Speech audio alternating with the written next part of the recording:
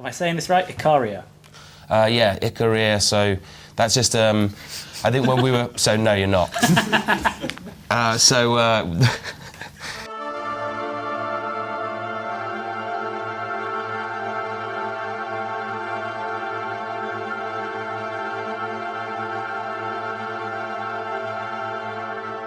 That's something that Jim Bob wrote in on his own, and they sent it over amongst a load of other loops. I remember hearing it amongst a bunch of others and feeling like it could have been an alternate soundtrack for 2001. And I tried to encourage him to do something with it, but then it became clear he wasn't going to. So then we were like, can we take it and use it? And it felt like just the perfect intro, really, for the record.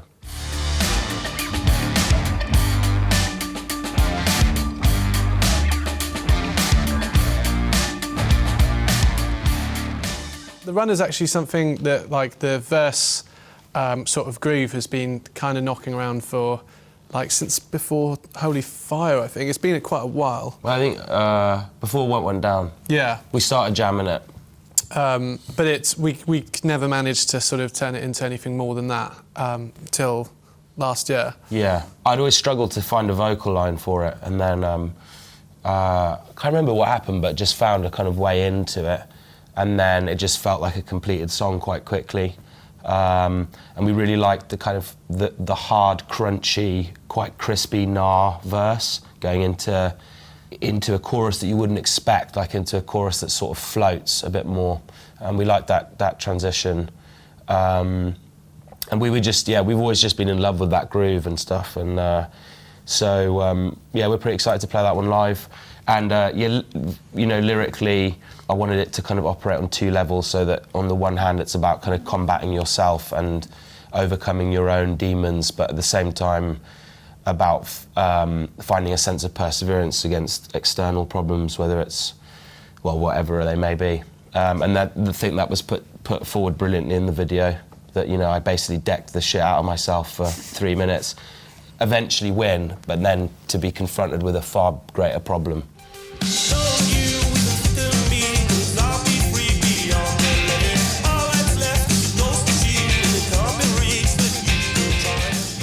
Wash Off kind of started, we kind of had a different groove. Like, we had that kind of slower thing, which we kind of, I can't remember, like, did you? It was like this, it was basically you were playing a half-speed beat over it, I think. Yeah. It was more of it had a sort of stodgier groove to it. Yeah. But then I think partly once we started to realise, in the context of the other songs, that we thought it'd be nice to have something that was a bit lighter and a bit more nimble. And it's, you finally got to play that beat that you've been trying to crowbar into every record. Yeah, Walter had sort of like an embargo on that particular, any beat that went sort of dum-ba-dum-ba-da-dum-ba-dum. Yeah. So, it's the line dancing now beat. that he's gone, I'm finally able to shoehorn it in there, so.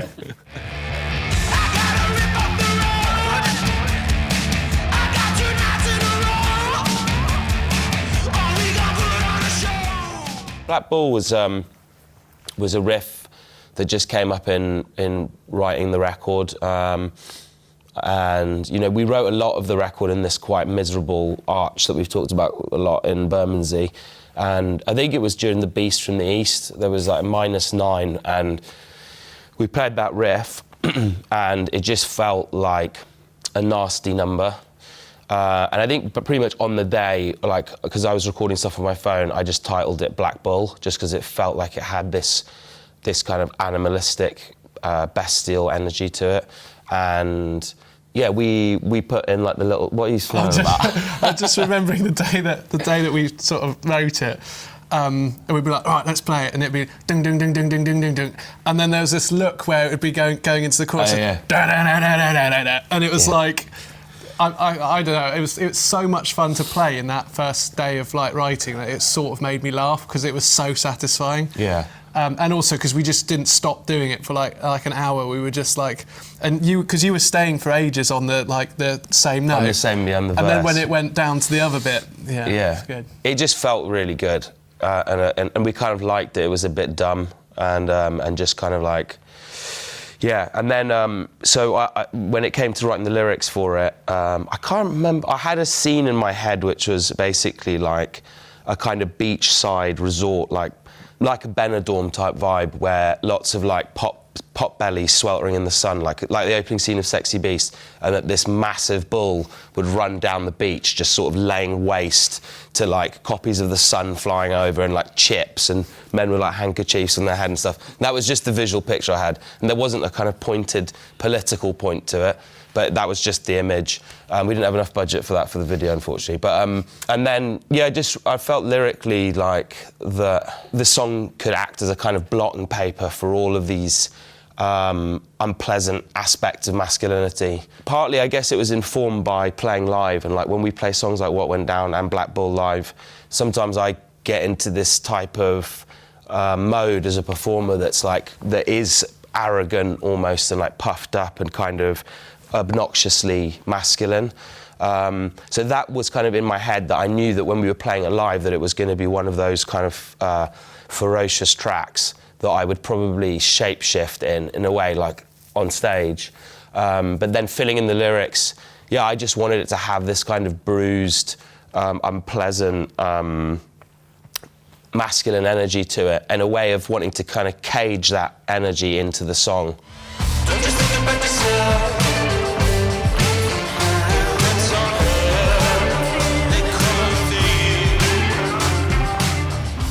That's again like one of the physically really gratifying big riffs, big groove.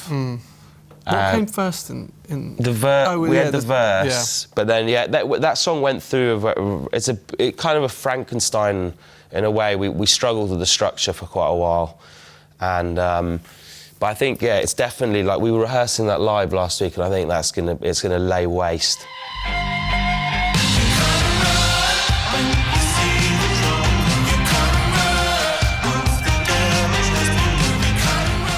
Dreaming Of, I guess, is a kind of off-kilter pop track. It started off poppier than it became. The more we worked on it, it kind of got some weirder edges into it. I kind of really like the sort of kind of half-speed chorusy thing that we did, because, you know, normally we'd be more likely to go double speed on a chorus, but we decided to slow it down.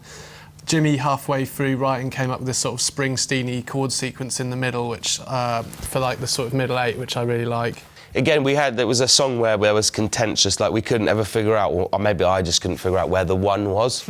So that went on for quite a while. And then once this Springsteen chord sequence that Jimmy put in was really great, but it also drove everyone fucking crazy because we couldn't find a way out of it back into the chorus. And we were calling up like James Ford on the phone, like, hey mate, I've got this problem with this song, can you help me out? As a mate, can you help me out? But yeah, so that song is probably one of the poppier ones on the record, I guess.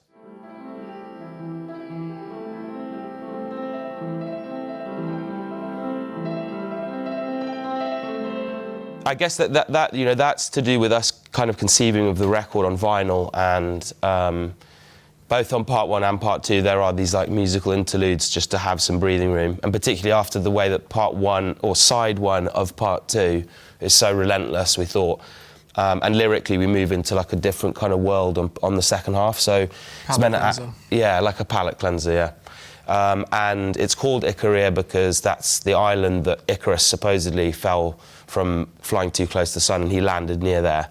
And you know, Icarus is just like a perfect symbol for where we're at in society, I think. And the next song, 10,000 Feet, is dealing with some of those images. So I just thought it'd be clever to call it that.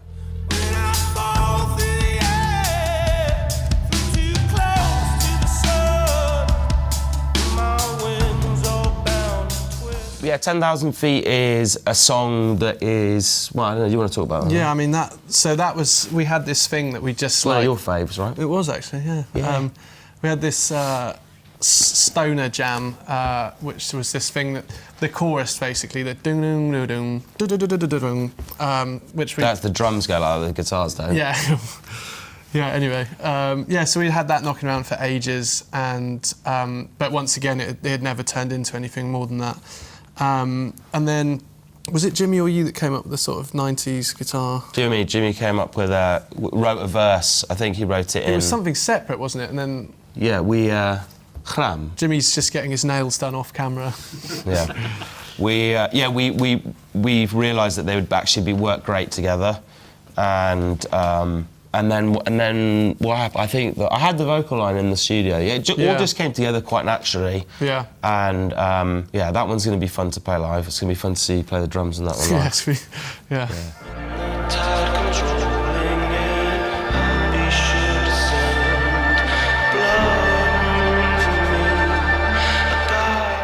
Yes, Into the Surf is a song that me and Jimmy kind of worked on quite a lot at the beginning, and we wanted to have a more tender space on the record, and it's one of my favourite songs we've done, I think. And lyrically, it's a love song in a way, but obviously with a tragic end, like a tragic twist, and it kind of taps into this idea of not being able to get home, and it starts to kind of move into the songs that are preoccupied with death and getting towards the close of the album, which I feel like is the perfect way to end Everything Not Saved Will Be Lost.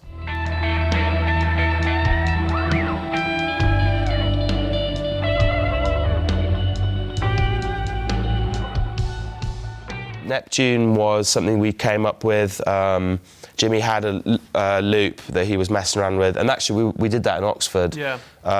We were this was in the early stages of writing for this record, and then we had just this amazing jam, and Jack was playing all the toms and stuff. I remember I had a recording of it, and I went to catch the train back to London, and just instantly we knew that one would be this incredible cinematic piece. We always knew that one was going to be great, and it was the first one we started to record when we went into the studio with Brett. Yeah, and then it didn't really change. It didn't change at all really after. Yeah, and the middle improvised section is a piece of us.